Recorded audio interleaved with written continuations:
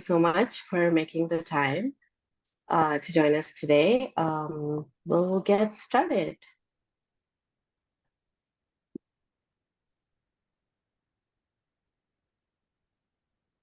Imagine this. Your grant proposal becomes an irresistible narrative, effortlessly captivating with both purpose and brevity, ultimately achieving the funding that you desire.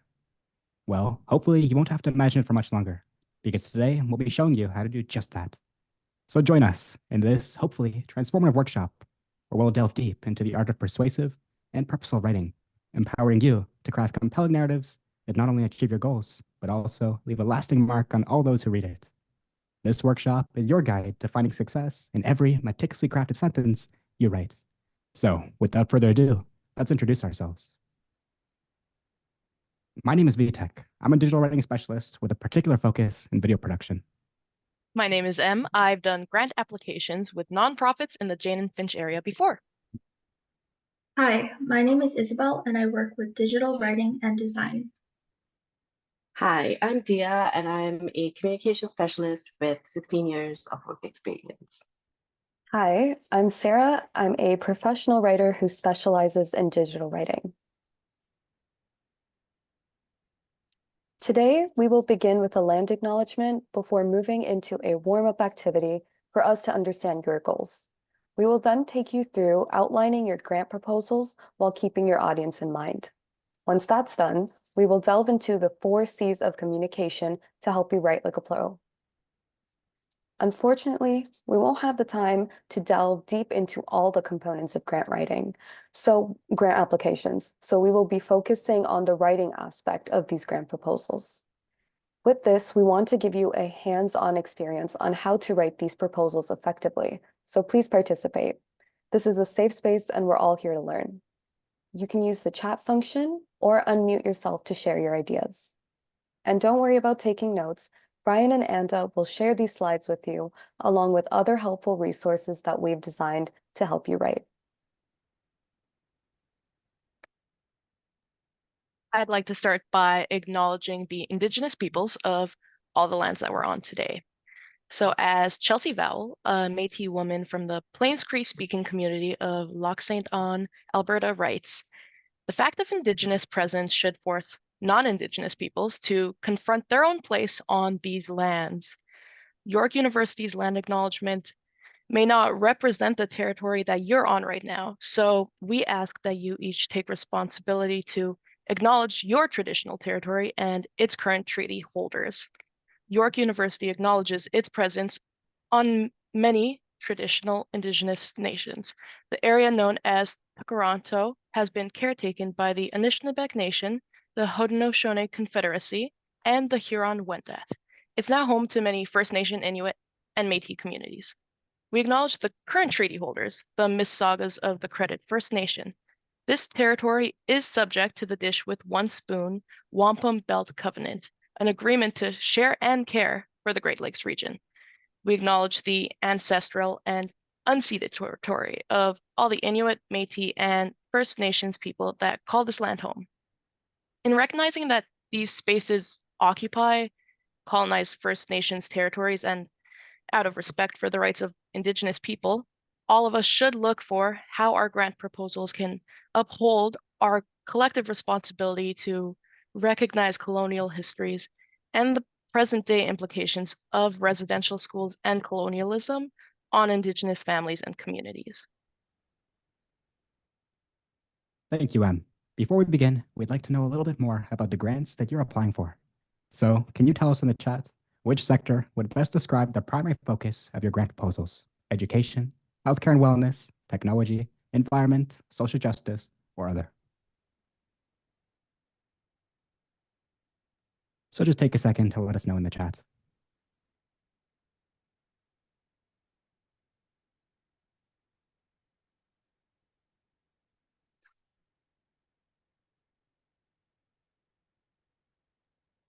All right, I see environment/technology, education and technology. Do we have any others?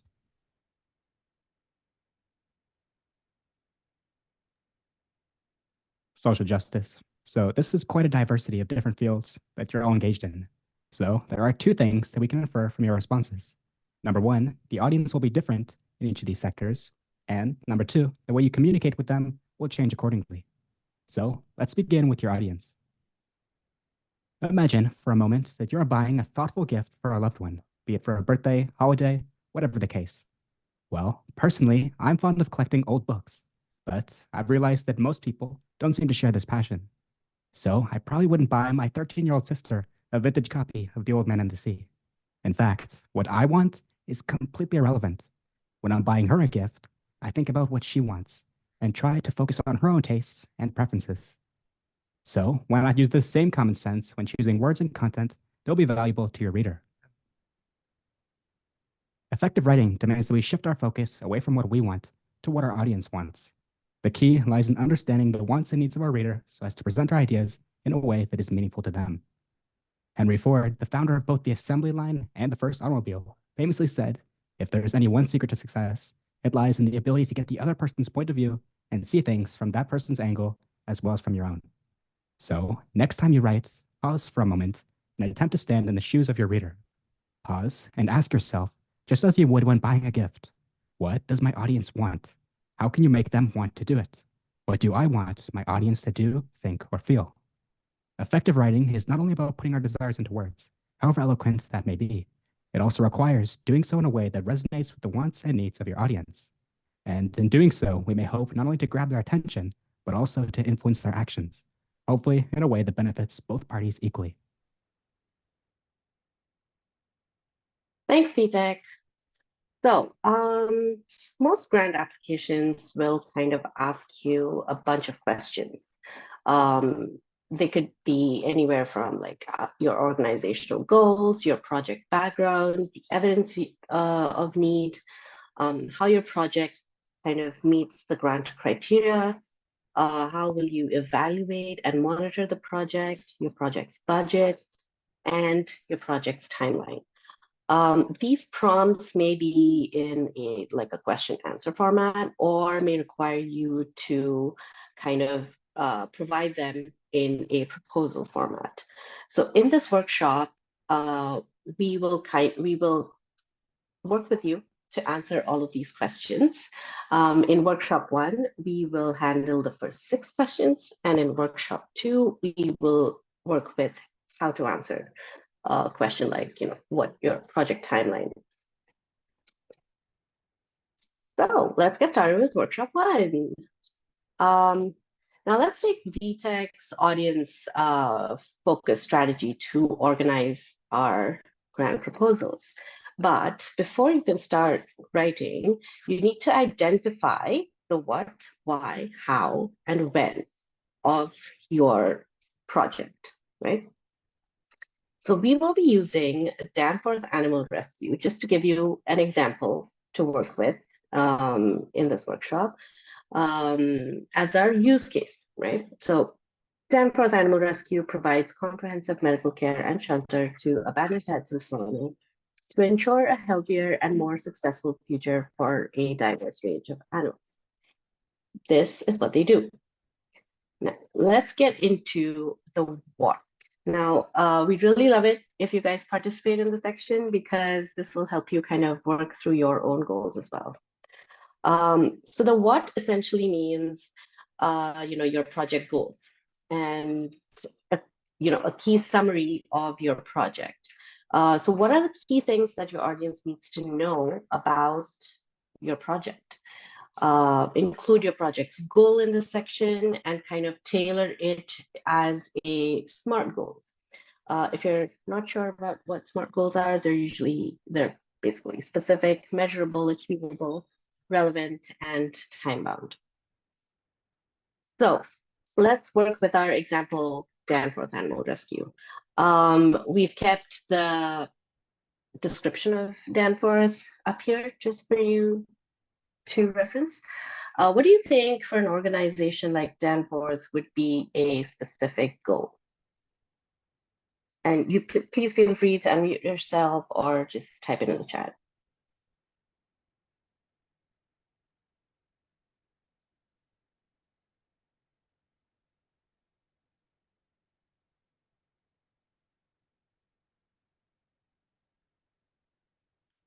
remember that Danforth is kind of like an organization that helps give medical care and shelter to abandoned pets in Toronto. Could be providing like services for compassionate services for animals that might be in danger, and for any other animals that maybe, let's say this way, not be claimed by anyone or don't have like an owner. Abandoned or finding it, like for example in a forest or in the neighborhood, and no one was able or capable to take care of them financially or emotionally as well. Yeah, absolutely. That's a great answer, by the way. We didn't think of such a thought out answer. Anyway, yeah, absolutely. So providing these compassionate and medical services to abandoned animals in Toronto, right? So for them, they're kind of looking location-wise, they're looking at just Toronto. So now, do you think this is specific enough? Because how many pets are you kind of targeting, right? So for this example, let's say 1,000 animals, 1,000 abandoned pets. So now let's move on to measurable. Does this look measurable to you? To me, As in to everybody, yes, and you can answer as well. As a target, or Yeah. it might be specific, will be measurable. Not sure because it could be probably like less than 1,000. So I would say maybe. Okay, so see, this is an example we're working with, so there are no wrong answers, literally. Okay. Yeah, so let's say if we're going with if this organization wants to help 1,000 abandoned pets, then you measure their success by whether they've actually helped 1,000 animals, right? By the end of their project. So for now, let's say yes, but it's not completely measurable. It's still partially measurable. And we'll come back to that. Do you think this goal is achievable? Now, let me give you a hint here. You ideally don't want to say that your goal is not achievable because you want the funding. So what do you guys think? What'll be the answer here? I'm seeing a yes in the chat. Oh, great. Amazing. Yes, you would definitely want to say yes in this section, but you also have to keep in mind that you work through the details of your achievable section, right? So you have to make sure that the money that you're asking for makes sense in terms of what the project is going to deliver and how you are going to use that funding in what ways to make sure that your project is successful and it's completed by the time that you're kind of proposing it to be complete. So achievable, always yes, remember that. But make sure that you do your background strategy and your, just check the numbers. Now, is this goal relevant?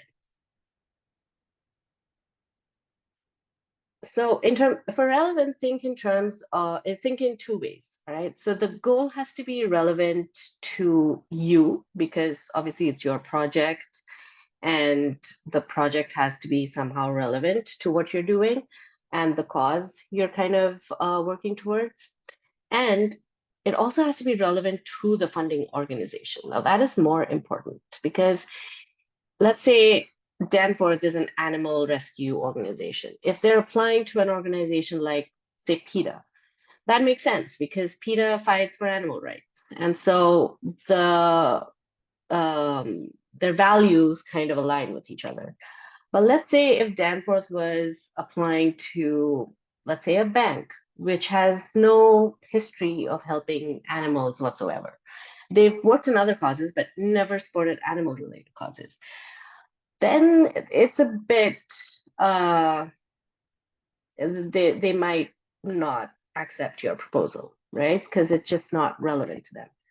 So for the sake of this example, we'll say yes, it's relevant. Let's say they're applying to PETA. Okay. Now time bound. We'll say that, time, let's say it's like, I don't know, June 2024 or something. You guys will have for your own grant applications, you will have your own timelines. And so you make sure to put those timelines. Now, let's go back to measurable. Now, do you think this goal is measurable? We have the services we're providing. We're telling them how many animals we're targeting to rescue, and we're telling them by when we'll do it. What do you guys think? Is this measurable now?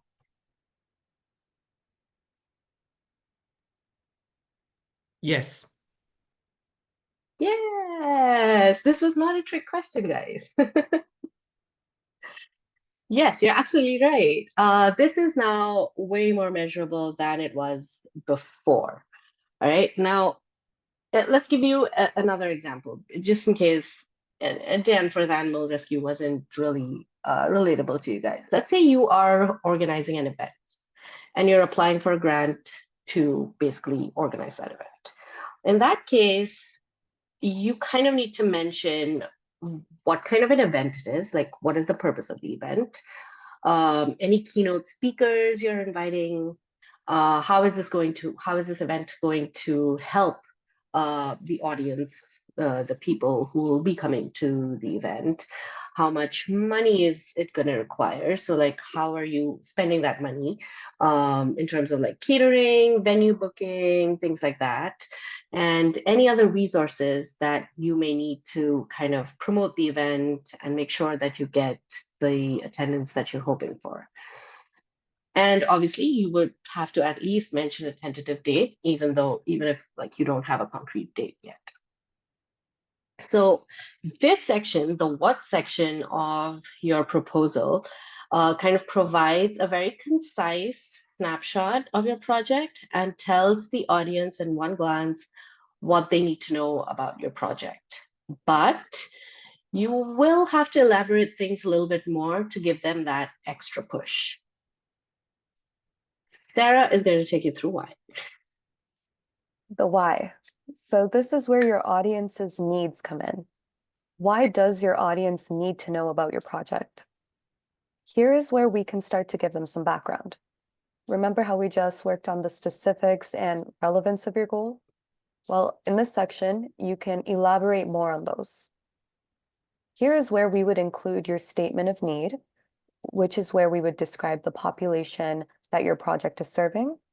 We can offer some background information on why your project is important, and we can speak to what gap your project fills within your chosen field.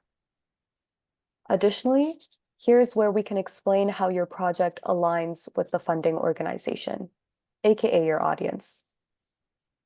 We can also begin to refer to any of the past projects that may be similar to yours or that are in the same field that your funding organization has contributed to. And this will show that you've done your due diligence on your funding organization and that you're not just randomly applying to them. So with that said, let's apply this information to Danforth. Once again, we have the little description of Danforth at the top of the slide, just as a reminder. And I ask you, why does the audience need to know about their project? Feel free to unmute or put it in the chat.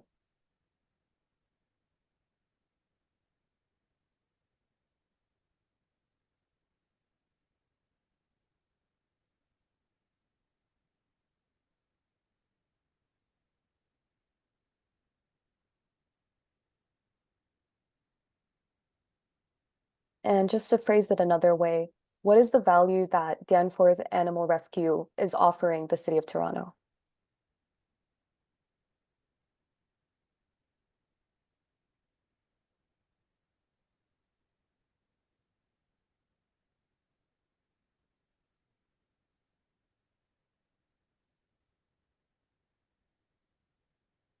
Maybe something like, I don't know, that they're going to rescue all these animals and like kind of give them shelter and food and things like that, kind of help them out because other people are unable to care for them.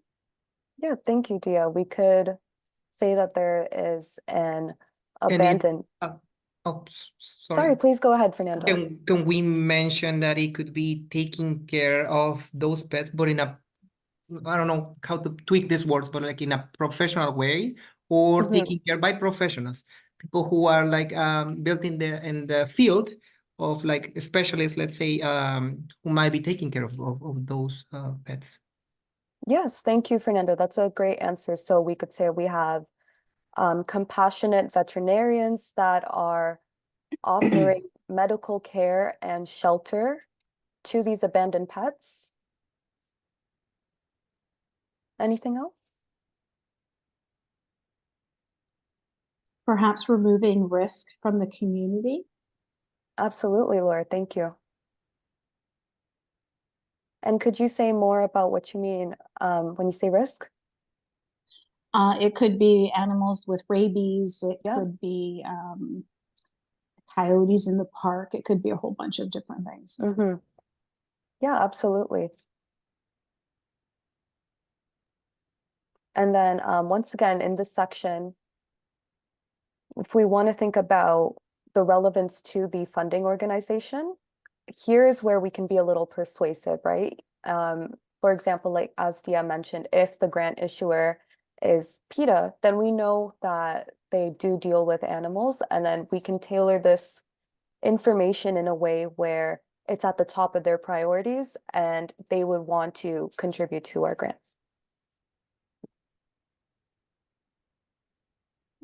So thank you for all of those responses.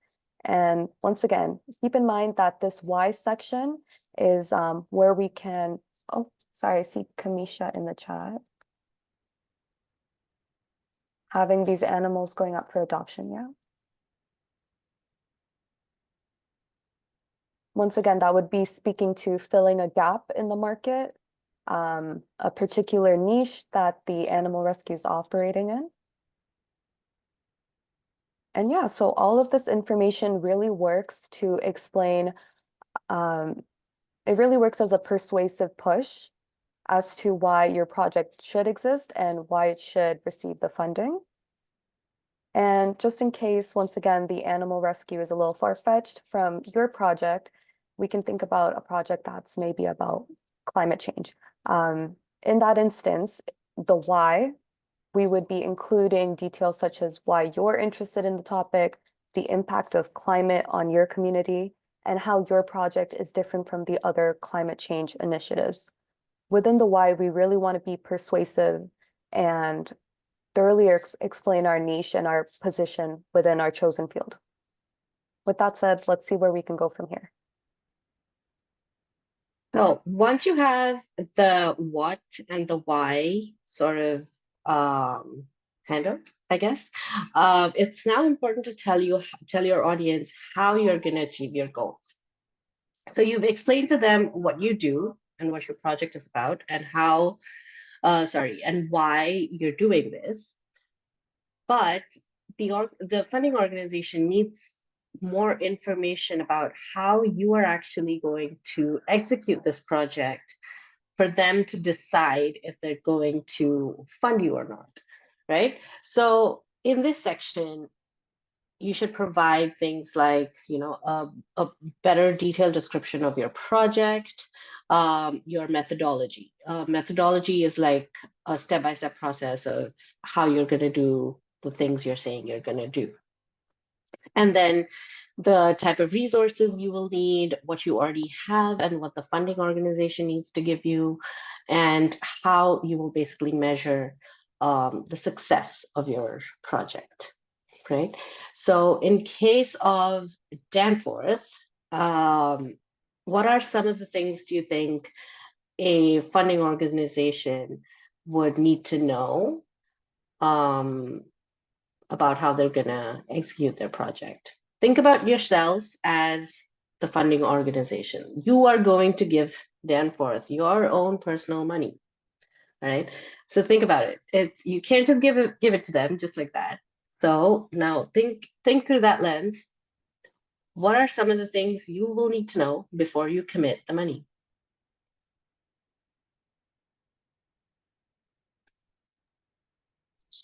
This is Laura here. I'd like to know what their financial plan is and how they're going to allocate the funds, whether it's all to the guest speakers, the venue, are they feeding people who are attending? Are the animals going to be looked after while you're learning, etc.?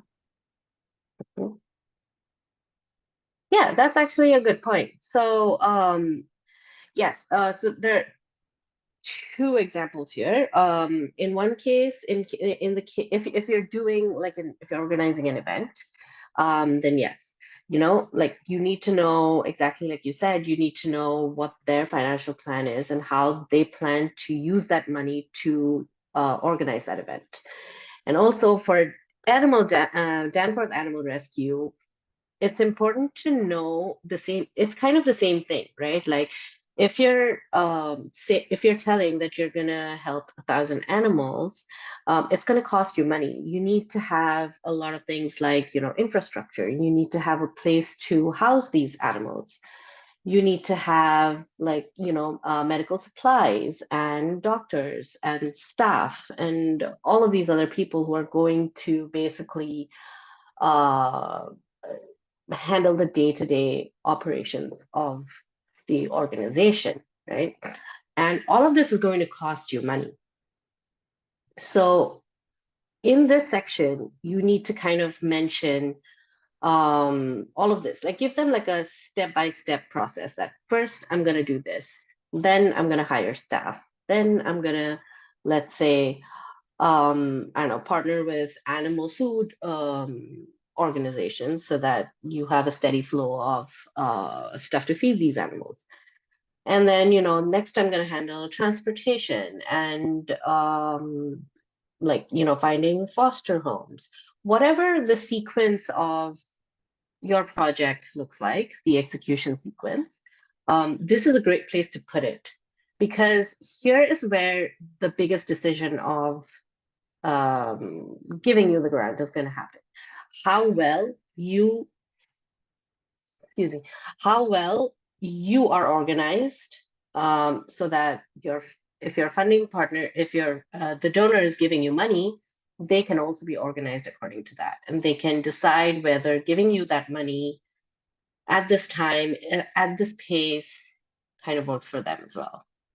Does that make sense? If anyone has any questions as of now, feel free to put it in the chat or just unmute yourself.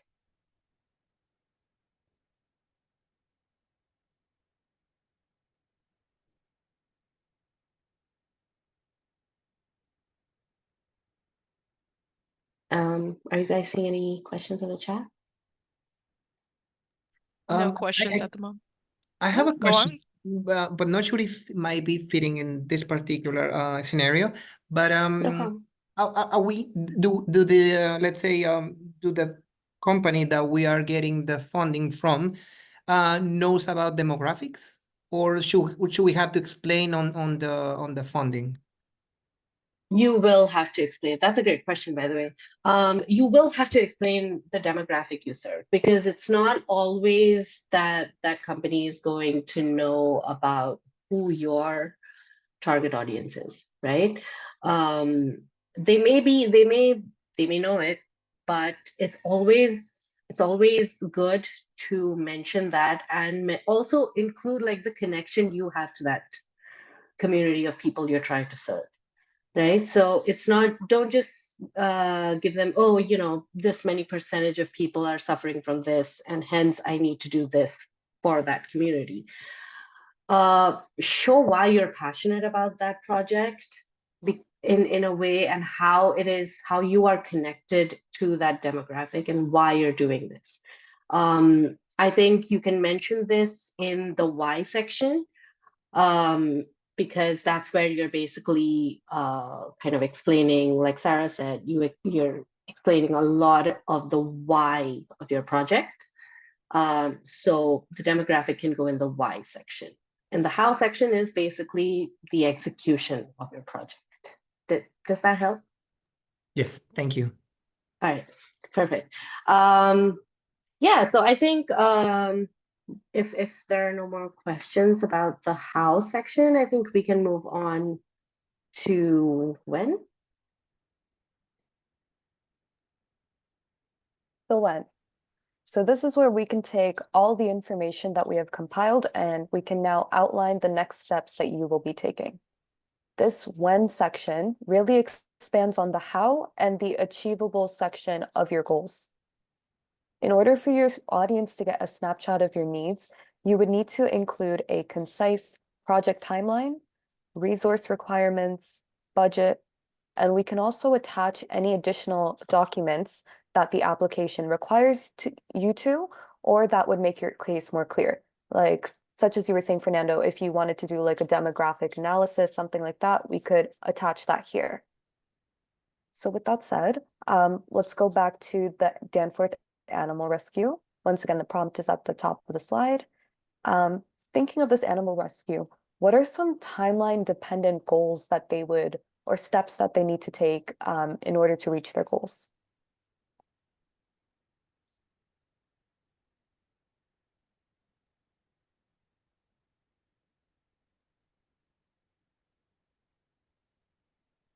And like we said earlier, they want to help 1,000 animals. We want to provide medical services to 1,000 animals by June 2024. So is there anything we can think of that goes into that they would need to do beforehand? I believe they'd have to secure a location. If permits are required or they have to rejig the rentable space, all that would have to be addressed. So capital monies would be used for A, B, C, D, and make sure that they're following all the bylaws based on the animal care and within the neighborhood in which it sits before you even get started. Perfect. Thank you, Laura. So in this example, since they do want to expand their operation, if they do need to rent out a new location, something like that, we would definitely include that here. And we would want to give a date as well. For example, we'd want to have that done by April 2024. And with that, that you bring up, we could also kind of factor that in, since that's a cost, we would factor that into like their budget. And as I mentioned, in the section is also where we can include relevant documents. So we could include your expense within the budget, like a sample Excel budget spreadsheet that we could include in this application. Suzanne says location, outreach, and fundraising. Fundraising is a great one for sure.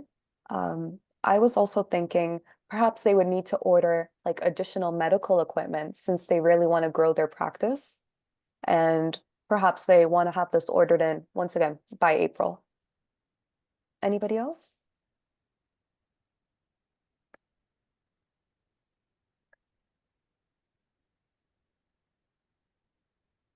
Okay, so thank you for that.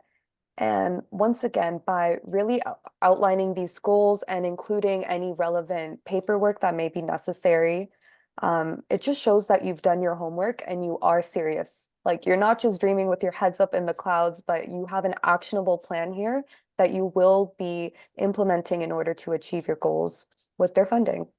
So now that we've got this outline that speaks to the what, the why, the how, and the when of your project, let's talk about writing. So writing can be a daunting process, but if you understand the importance of writing and how writing can influence people, you'll be able to communicate your ideas better. How? That's what we're here to show you. But first, we want to know what you find most difficult about writing through this Zoom poll. So we'll be sending out a Zoom poll shortly. And what do you find most difficult about writing? The options are organizing your thoughts, grammar and punctuation, starting to write, writing concisely, communicating your ideas clearly, and being confident. So go ahead and click which one most applies to you. You can also select multiple answers if you're having trouble with multiple things.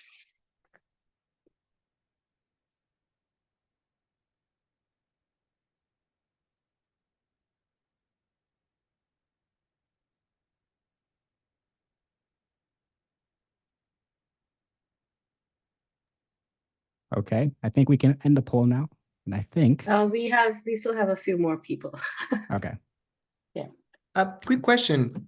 Yeah. Sorry, sometimes I go behind of everything. No problem. But one of the things that I forgot to ask, it's regarding the media and promotion. Did media and promotion, let's say, for this particular should be included in the grant, or is something that people who provide grants will not be interested or include as a part of the budget? That's a very good question. I can take that over if you'd like. Sorry? I'm sorry. I can take that over if you like in terms of response. Oh, sure. Go Yeah. ahead.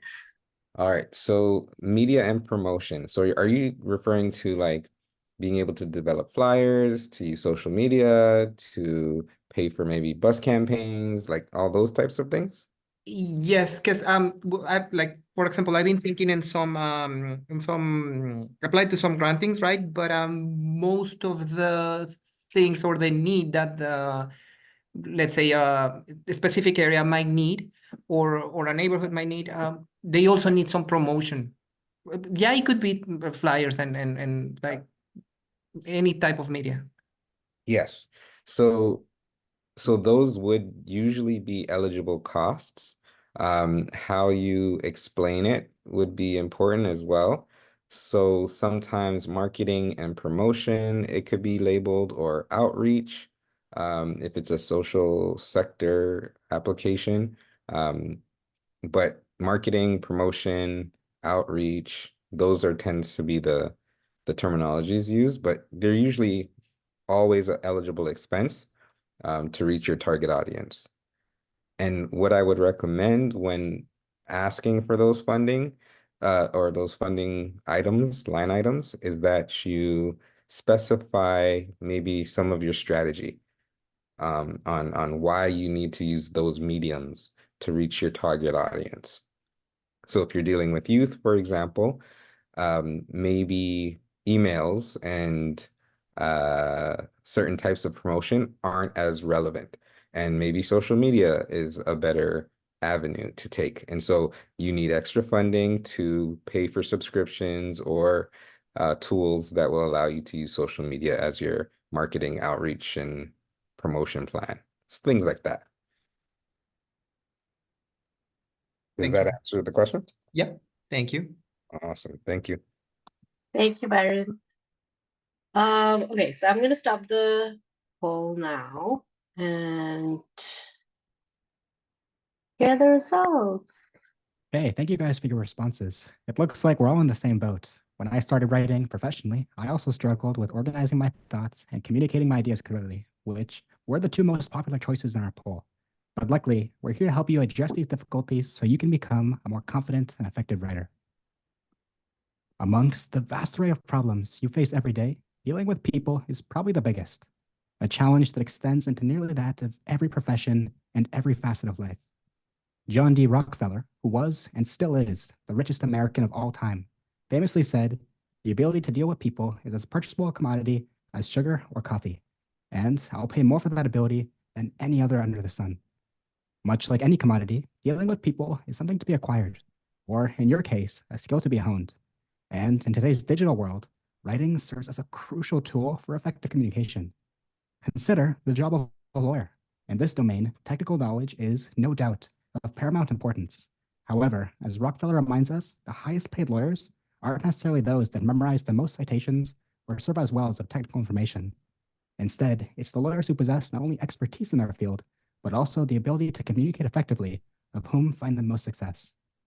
True mastery lies in combining your technical knowledge with the ability to articulate it eloquently and to incite interest with every stroke of your pen, or in most of your cases, probably click of your keyboard. Why do you think some grant proposals are selected for funding, while others are not? Well, it's true, a lot of it does come down to merit, but what is originality and quality if it's not articulated as such? I'd argue that the presentation of one's ideas is just as, if not more important than the idea itself.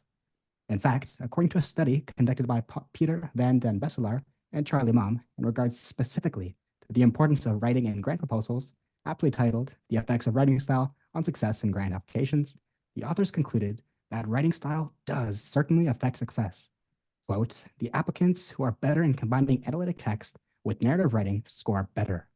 The importance of being able to write effectively could not be understated, especially in your grants, of course, but also in everything else you do. The ability to persuade, to inspire, to motivate through words is a skill that truly opens up doors and can transform your requests into actions.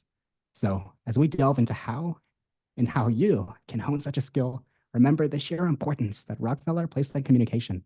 And remember that we are not merely writing, we are partaking in the art of persuasion, by which we may influence and hopefully win the favor of our readers. Thank you, Vitek.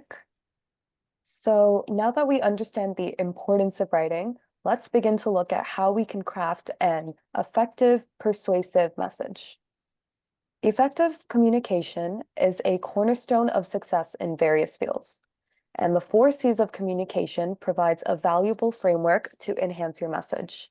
Utilizing these 4 C's is clarity, conciseness, conviction, and cohesion ensures that your communication is not only well received, but also impactful. As we walk you through each of these 4 C's in depth, we will be using our earlier example of Danforth Animal Rescue, as they are currently writing their grant proposal. So in this second workshop here, we will be breaking down a paragraph answer that answers the question, what is your project's timeline?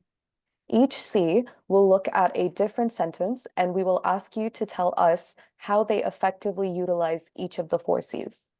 And then, as usual, you can always use the chat or unmute yourself. So let's now begin with our first C. Clarity. To be clear in your communication means that you are expressing your ideas in a way that is easily understood by your audience. It involves removing ambiguity, using straightforward language, and ensuring that your message is tightly focused. You can achieve clarity within your writing by being specific and precise in your language, avoiding jargon or technical terms that your audience may not be familiar with, logically organizing your thoughts so that you're presenting a coherent message, and using relevant examples or visual aids to illustrate complex ideas. So in this following example, Danforth Animal Rescue is answering the timeline of goals section, and this is their topic sentence in their paragraph answer to the question. They have worked hard on their answer to ensure that it follows the described principles of clear writing. It reads, Danforth Animal Rescue provided comprehensive medical care to 400 abandoned pets from 2021 to 2023. The proposed timeline of goals for Danforth Animal Rescue includes completing the expansion of vital medical services, spaying, neutering, and vaccinations for 1,000 animals by June 2024. I see that there's a question in the chat. Just before I address that, I just want to ask you all, based on this topic sentence we have here, what about this answer works well? How have they used clear writing?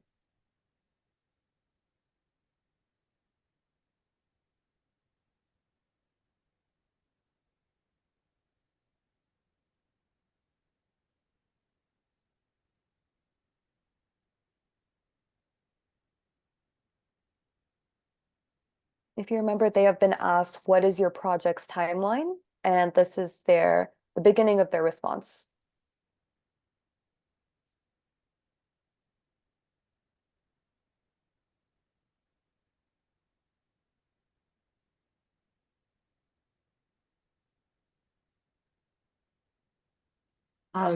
Just to add here, do you guys think that this what's mentioned over here is clear enough for an organization to understand, or at least begin to understand the timeline?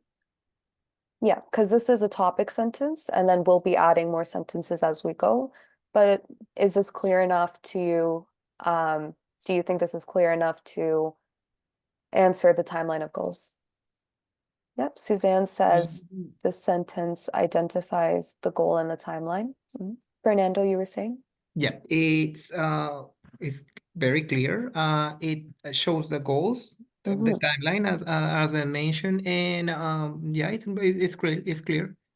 Right, thank And you. even mention the specific services that they're going to provide over. And one thing I really like about this answer is it's quite precise, right? Like as you were just saying, Fernando, it mentions the specific medical services quite concisely, quite precisely even, without going into too much detail. So it gives you just enough information, and if they think you need more or they have more to share, they will do that as they go on with their answer. So thank you for those answers. Those are definitely all elements that makes this sentence a great example of clear writing, because here the animal rescue has constructed a straightforward, focused answer that precisely communicates the specific medical services and as well as their actionable goal of aiding 1,000 animals, as well as Suzanne was saying, the timeline by which they will be completing that project. What we achieve when we provide such a clear topic sentence or just clear sentences with just the right amount of information in general, we enable the grant reviewer to quickly identify and assess key information. And this leaves them with the impression that your organization or you as writer is confident and can clearly communicate the objectives. So while this is a great start from Danforth, we can further improve the statement. So we're going to see how in the next principle. So in this slide, we just highlighted the stuff that kind of talks to the clarity of this paragraph. Sarah, just before we move on, we addressed all the message in the chat, right?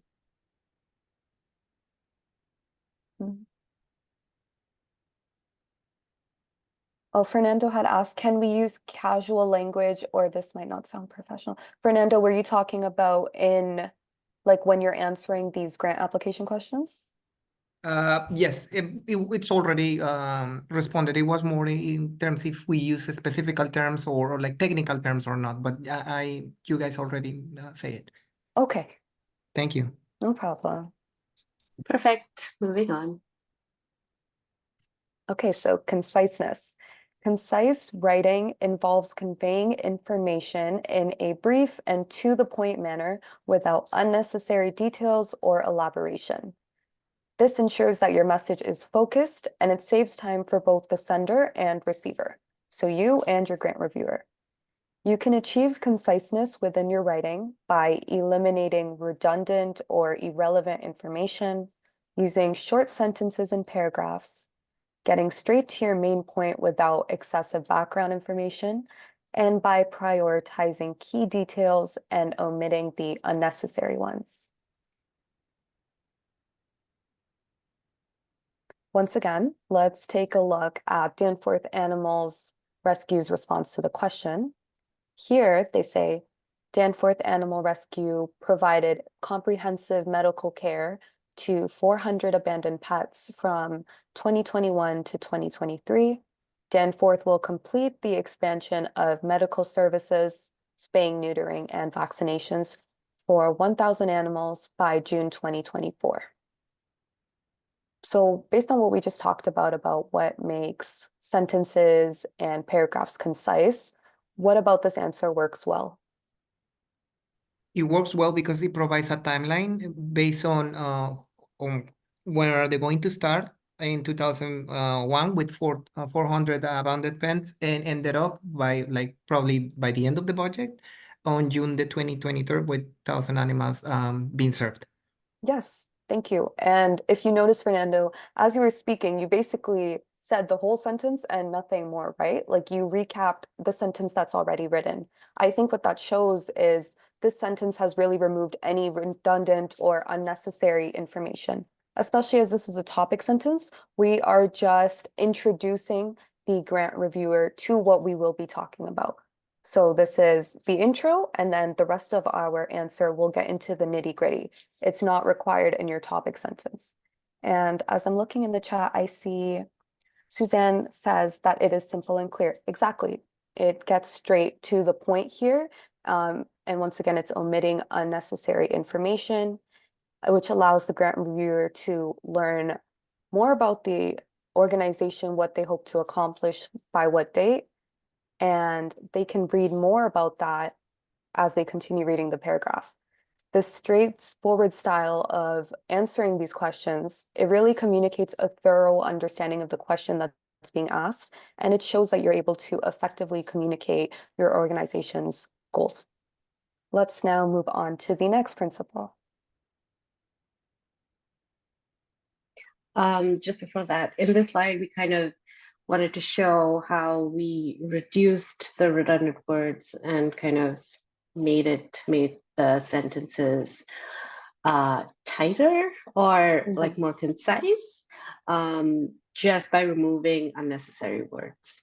Yep. So as you can see from that, or you could see from that, you still get the Sorry. same message. We didn't cut out anything that was essential for the reader, right? We just got straight to the point, and the reader still has the same information. I think this really shows why revision is important. Like, we might be writing our first draft thinking, oh, all of this is important. This is everything that they need to know. But is it really? Or can we cut it down and they can concisely, there's a better way for them to understand our true message without us kind of over explaining. So I think that shows that. And now we can move on to the next principle. Conviction is defined as one's firm belief in an argument, which makes any written content persuasive. By showing conviction in your writing, you display confidence that what you have written is true and correct. For writing with conviction, adopt an affirmative tone as well as an active voice.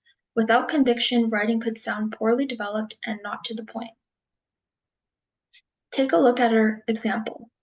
Through secured funding, Danforth Animal Rescue will execute its goal of bringing medical care and shelter to an additional 1,000 abandoned pets annually. What are some of the ways that conviction is shown in this example, where the writer is clear in their thinking, showing firm belief that makes the statement persuasive?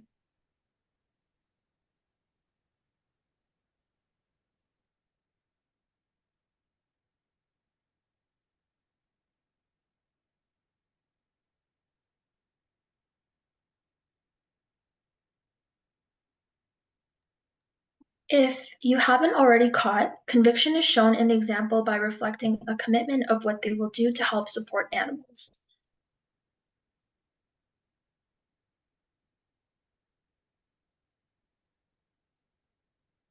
Overall, conviction is shown displayed in the example through reflecting a commitment of what they will do to help support animals. To conclude, in this example, Danforth commits to achieve its goal by using an affirming phrase like through secured funding and a decisive verb like will and execute. It reflects conviction in your writing. Let's now move on to the next principle.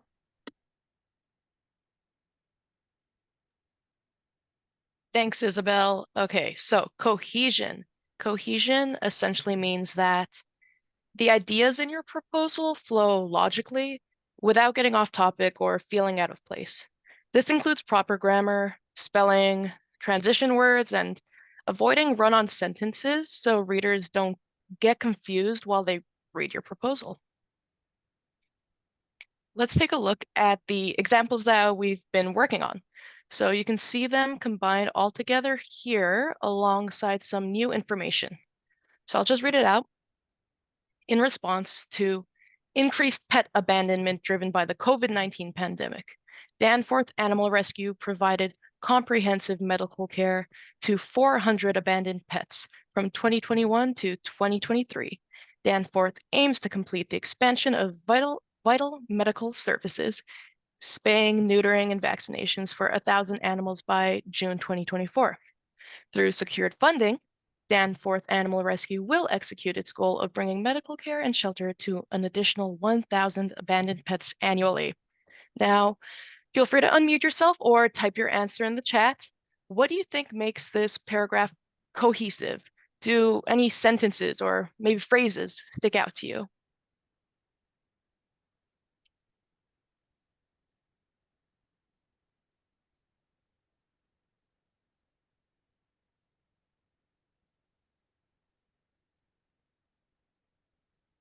If nothing comes to mind, don't worry. It is harder to find good. Oh, yeah.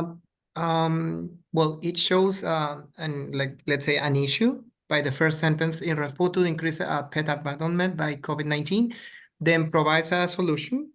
And I think it's the second or third row.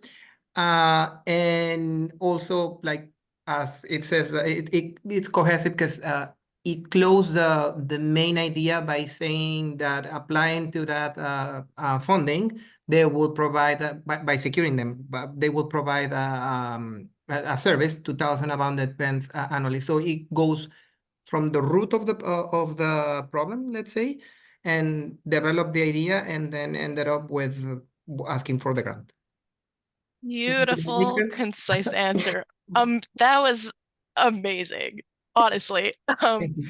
Exactly what you said. We start with an issue, we go into detail, and then we conclude with the key point, the real point about this funding, how it impacts in the long term. So, definitely, let's take a look at, yeah, we've taken a look at the information. So let's go to the next slide, and I'll break down the paragraph to show what each sentence does. Yeah, right there. The first sentence introduces the issue and the organization's response, just as you said. The next sentence gives details about the current proposal's plan. So it really goes into the how, and the timeline really needs to know exactly those details. And again, we have to maintain these clear and concise points. So we're taking everything that we learned earlier and we're making it cohesive together. In the final sentence, it concludes by explaining how all of this improves Danforth in the long run. And I see Susan in the chat saying the reason for the increase of animal rescue. Absolutely. So this first sentence, it actually adds a little bit of conviction again, because you're making it timely and very responsive. So notice how instead of starting each sentence by saying, Danforth did this, Danforth did that, and Danforth will definitely do that, we use phrases and words like, in response to COVID, we did this, or through this funding, we can do this. Not only does the paragraph follow chronological order, but the information in each sentence does too. So this was the last of our 4Cs. Thank you for making it to the end. Again, the 4Cs are extremely important. Any plan that you propose can make or break whether you get funding, and that all depends on how confident and skilled your organization sounds. But now that we're done, we won't just throw you into the deep end. Isabel will share some resources that we've created so that you'll have something to take home, so to speak. Thanks, Em. As promised, we will share these slides with you along with the Organizing Your Grant Proposal worksheet, a guide to writing main statements, and an effective writing worksheet. These resources will assist you through your grant writing process. Before we go, we will also take questions. Yes, do you have any questions for us? I'll give you a second to write anything in the chat, or just feel free to unmute yourself.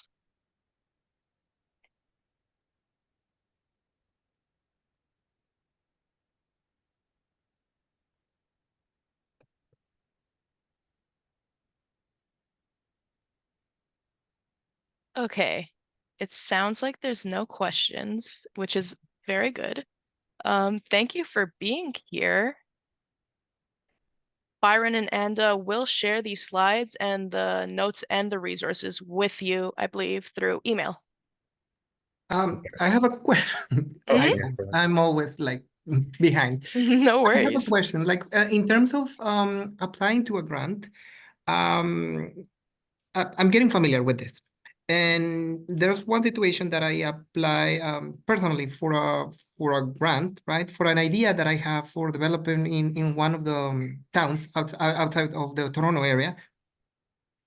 But one of the things that I struggled with was to make the idea sound like cohesive, and so I was asked to rephrase or elaborate the petition for the grant a little bit more.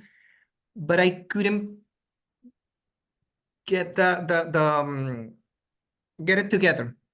How can how can I get this happen without sounding that I don't like I don't have an idea, let's say this way. Do you have any like resources that I can like following up regarding this, or do you guys offer like a workshop or seminar about like grants that have been rejected but have a second opportunity to reapply? Probably soft topic sorry. Well, I can offer immediate advice from my own opinion. When you receive feedback, so first, obviously, try and highlight exactly what that feedback was and what they're asking you to change in your proposal. But a good way of making things clearer and easier is having a bullet point outline of your idea and showing those logical steps like I need this in order to do this, and the result will be this.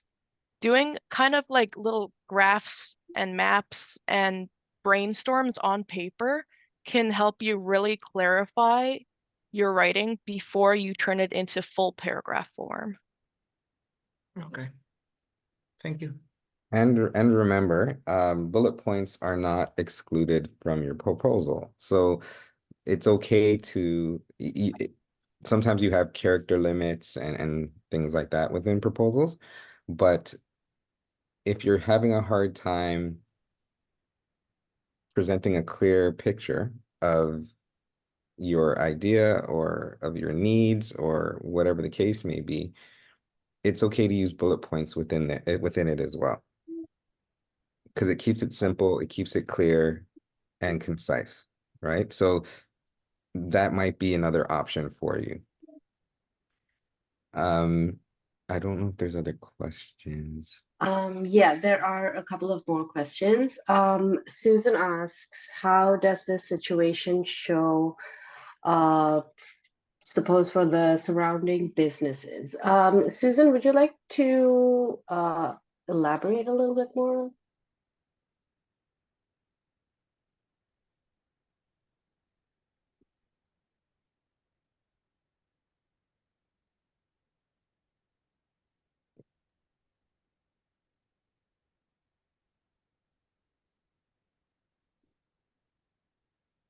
Oh, we lost her. She fell off? Yeah. Yeah. Okay, in case we'll get to her once she's back. But yeah, we had another question by Octavia. For the what section, could we also reference to responding to the findings in a social development plan or needs assessment rather than specific situations? Absolutely. Please include any research that you've read, any kind of white papers, any kind of best practices that you've researched. Put all of that in your in your I think these would go better in the why section than the what section, just because it kind of goes very well with why you're doing this. And adding any kind of research and needs assessments and things like that kind of boosts your the credibility of your proposal, and it shows that you've done your research, you know about this thing, you're not just just applying randomly. Yeah, you actually have a backing for your proposal. Yeah. Yeah, that's a great response. And also in some proposals and in some circumstances, situations, you can attach your some of your literature that you found or any reports that you're referencing in an appendix. Just it all depends on the type of grant or the level of grant that you're applying for. So keep that in mind as well.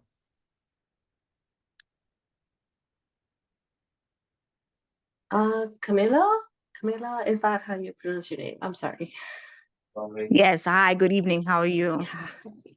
Good, how are you? Good evening. I'm doing well, thanks. Hey, Brian. Hey. So I have a question somewhat in the same sense that we were speaking of. So for instance, if you're writing a grant for like a grassroots and it's about like the community, the Jane Finch community, would you suggest that, let's just say it's for gun violence or something of that sort, would adding a news article or a study to the grant make it better? Well, I think yes. I think if you kind of tailor it with why this is important for you and how this, if let's say you're citing a like a news incident or an incident that was covered on the news, then say how that kind of triggered you to go ahead with this proposal, right? So that becomes a huge part of your why. It's because you are responding to something that's going on in society that you would like to address. And that's a very good connect, your personal connect with your project. So you can definitely include it that way. And of course, any other media, like it's not just even news. Like if you see things like on social media, things that have impacted the community in a way and you're trying to address that, I think you can include those as well. Okay, thank you. Yeah. And so, yeah, again, remember, sometimes you can even put appendices or attachments. If you can put the articles directly. Again, there's sometimes some limits to what you can add. And so in your why or in your needs piece, you can say the Toronto Star reported or CP24 reported, and you're putting a link or just a reference to it. And this is why I want to propose a book club or whatever it is that you want to propose, right? Right. So you can use that evidence, use the current events, use the incidences that are promoting you to do whatever it is that you want to do. Perfect. And then I have another question, but it's not as, I don't think it's going to be as detailed, is in writing a grant, do you feel that within the budget, instead of saying $500 is for food and snacks or $500 is for food and snacks allocated to, for instance, 10 kids times like for a daily budget, like what's better for me is to be broken all the way down or just say $500 foods and refreshments? Yeah, so usually that is specific to the funder. The more detail you can have, the better, right? Like sometimes those details or have an idea of those details. So I would always encourage you, if you do have that, to put it, especially if they ask you for it. Sometimes they don't, they just want general figures. But if they are asking for that, or even if they're not asking for it, but you're allowed to put it in there, then I would break it down because it shows that you're very intentional with budget. And it shows you have a clearer plan on what this is going to cost to implement, right? And that gives a bit more confidence to the funder to say these people know what they're doing or can be responsible for the amount of money that we're giving them. Okay, perfect. Thank you. We have Suzanne back. Suzanne, we wanted to kind of check with you if you could elaborate your question a little bit more.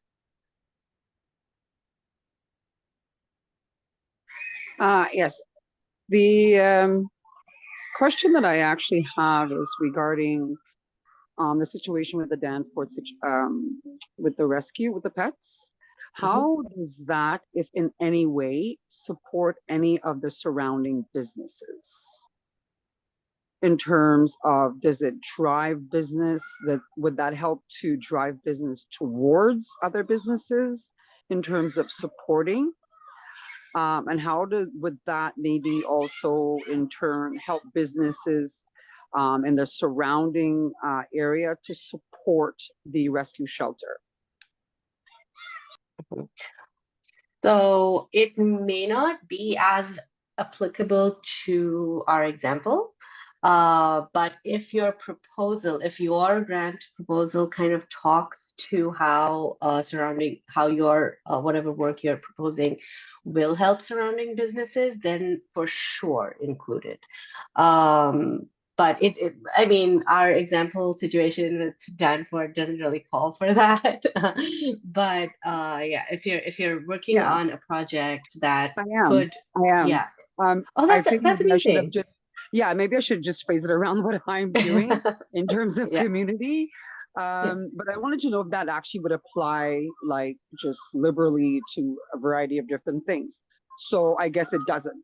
So No. in my community with the grant that I'm doing, it asks those types of questions, like how what I'm doing in my community in terms of the grant, how will that be able to support surrounding businesses and drive business towards them, and Okay. basically for them also in support of what's going on within the community of what that grant is.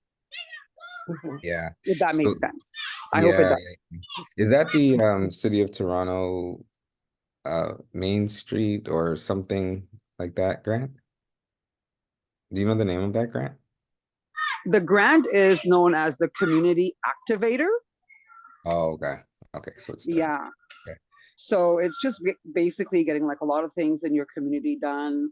For me, it's around greenhouses, things of that nature, like the beautification of the community. Because I'm a bit of a landscaper as well, Mhm, mhm. so I'd like to see a bit more of that. And I know there's a lot of work that goes into that. But one of the questions that was asked was how would that benefit surrounding businesses? And how would that actually help more traffic to flow towards those businesses?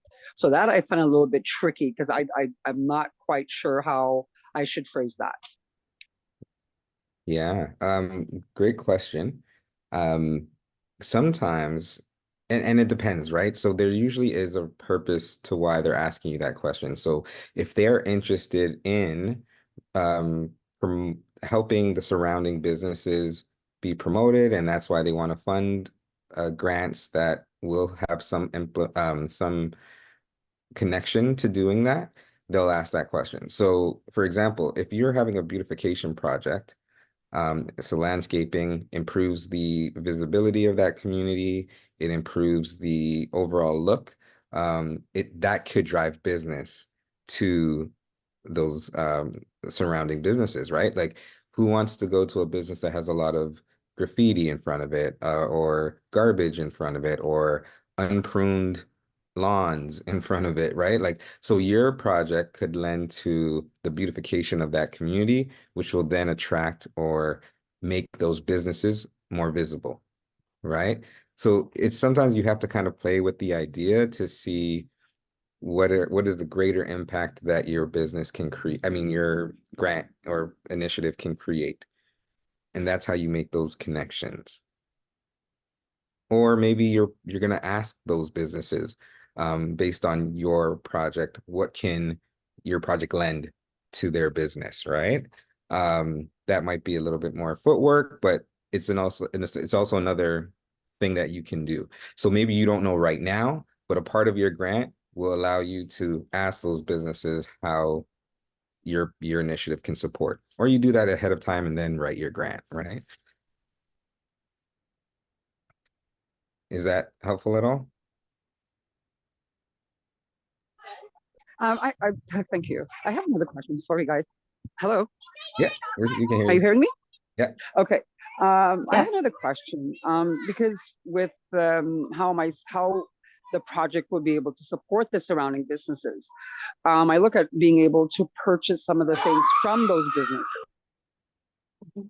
That is also another way of demonstrating how In you make terms of like soil, rather than buying all of the soil there, I would buy some of the soil. Pardon? Yeah, I'm that would sorry, be I'm outside. yeah, no worries. I think that would also be another way of demonstrating your support for local businesses. Right, So that would qualify. right. Um, But how would but I be able to drive traffic towards them? Would that be something I could put in terms of showing the support through, like, say, flyering? Yes, Suzanne, I think that would be a great way. Honestly, I was just thinking about, since you initially asked it about Danforth, Right. just to kind of humor the idea, I think was it you who mentioned perhaps we could do like an adoption type of service at Danforth? I don't know if it was you, but someone had mentioned like some type of adoption services. So say we had that going on at Danforth and there was like a pet-friendly cafe next door, coffee shop. We could go to that owners and say, hey, like we're running an adoption event. It'd be great if you could put some flyers up for us. In return, like we will tell our customers to say a certain like keyword or something like that, and they can perhaps get 10% off at your business. And then you're kind of driving traffic both ways. This is just like a quick example I thought of. And if you would need to, if you're doing this with a bunch of businesses nearby, then perhaps you could include this in your budget by having a category for promotional materials.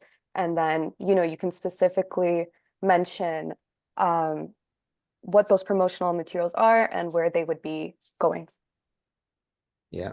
Yep. And in the same vein, if you're using the example that the writing professionals have come up with, what is the greater impact of an animal rescue in a community, right? If there's coyotes walking around the streets around these businesses, it's not as safe, right? So the greater impact is that they'd be removing, somebody gave the example of dangerous animals or animals that could cause harm. That is also one of the ways that you'll be indirectly supporting some of these businesses as well. But the driving traffic piece, I think what was just presented as an example is an amazing way of doing that. So Sarah came up with a pretty good idea on the fly right there. Thank you.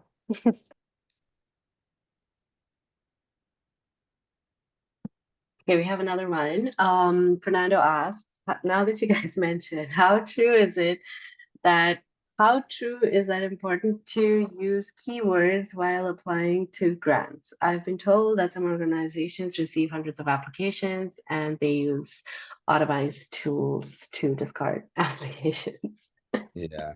Yeah. So I'll give you an insider's tip. And this is more specific right now to the city of Toronto, for example.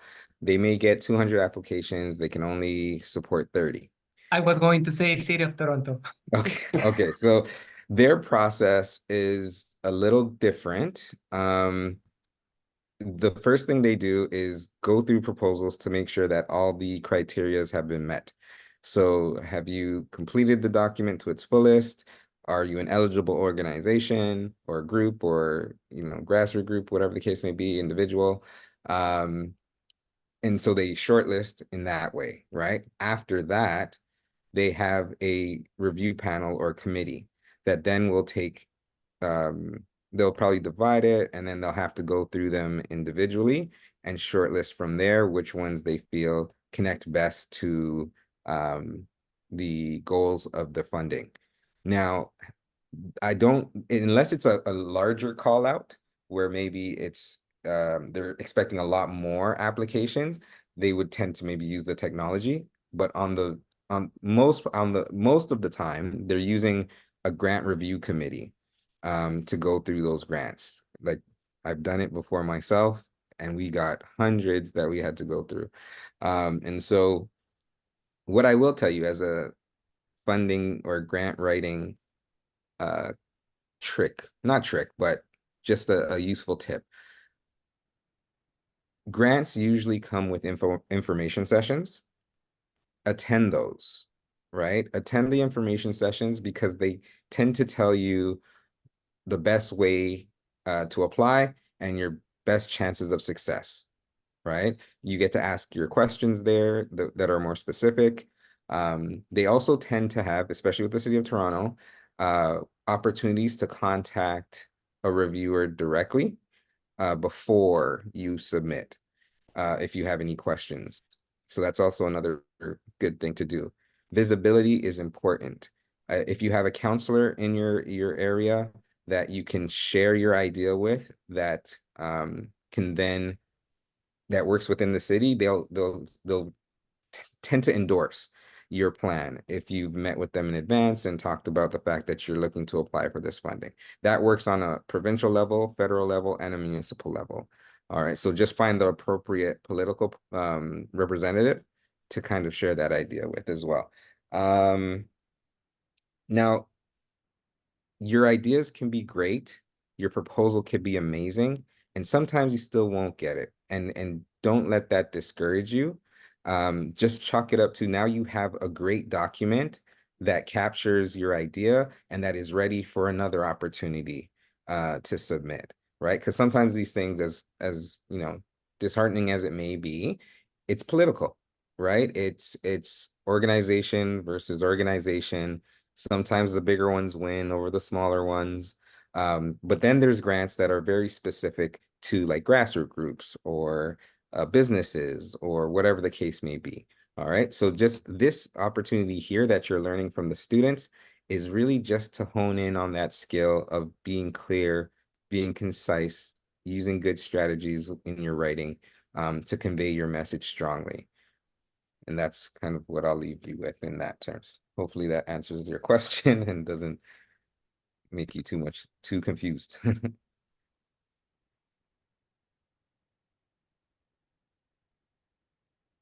Hey, I think we're almost at time. If there are any more questions we could answer. Okay, if there are no more questions, I think that'll be all from us. Thank you so much, everybody, for joining us today. And we hope that this session was helpful and you guys have some ideas to now go and write those beautiful grant applications. Once again, we will be sharing our presentation along with all the notes that we took along with all of you and a bunch of other resources that you can use as reference or as brainstorming while you're working on your grants. Thank you guys and have an amazing evening. Thank All you right, guys so so this video much. will also be made available as Thank you, well. We're just everyone. gonna do a little bit of editing, but yes. Thank you, everyone. Great evening. Thank you. Bye, Take care, folks. everyone. Bye. Good night. Bye. Good night.